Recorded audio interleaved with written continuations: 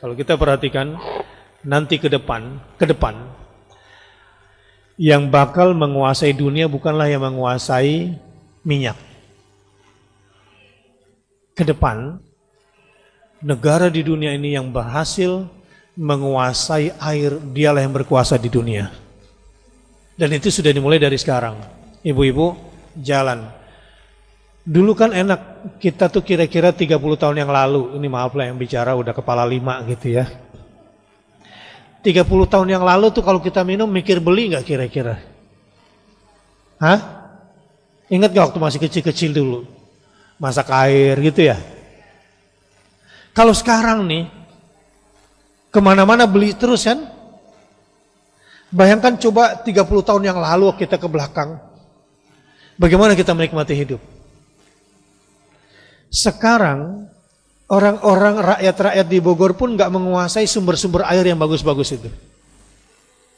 Tidak menguasai lagi. Ini semua perusahaan-perusahaan raksasa dunia yang sudah menguasai air. Dan kita nih masih bengong-bengong kayak gini, maunya beli saja segelas, sebotol, segalon, beli terus. Kita nggak sadar bahwa kita sudah tidak menguasai air kita sendiri. Ini cerita 5 tahun yang lalu.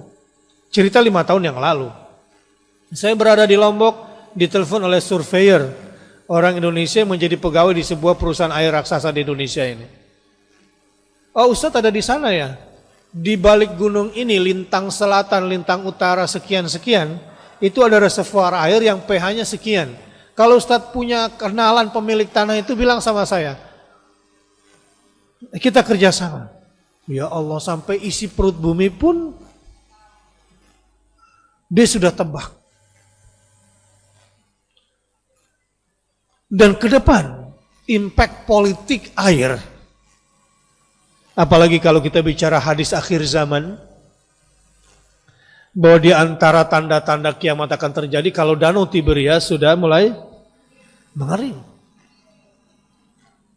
At-Tabariyah itu, yang ada di Jordania dan Israel itu sekarang. Nah, bahkan saya pernah baca sebuah perusahaan membuka proyek bisnis investasi karena dalam waktu dekat akan ada asteroid besar sekali yang besarnya mungkin ribuan kali lipat atau ratusan kali lipat bumi dan mengandung air di asteroid itu. Dalam perjalanan yang lambat semakin dekat ke bumi, itu kita akan bisa mengambil air balik dari situ. Sampai segitunya. Dan banyak yang invest untuk mengambil air dari situ. Saya tidak tahu apa kandungan airnya, ini masih dirahasiakan karena nggak detail. Tapi ke depan, apa yang saya sampaikan hari ini bukan omong kosong. Ke depan, siapa yang menguasai air, dialah yang menguasai dunia. Dan jangan sampai orang Indonesia tidak menguasai airnya sendiri. Apalagi bercerita tentang tanah Jakarta yang turun setiap 5 tahunnya kira-kira 10-11 cm akibat banyak mengambil air dari tanah. Udah penduduknya nambah terus, airnya diambil terus dari tanah. Gimana kalau nggak dikasih hujan sama Allah Subhanahu wa taala?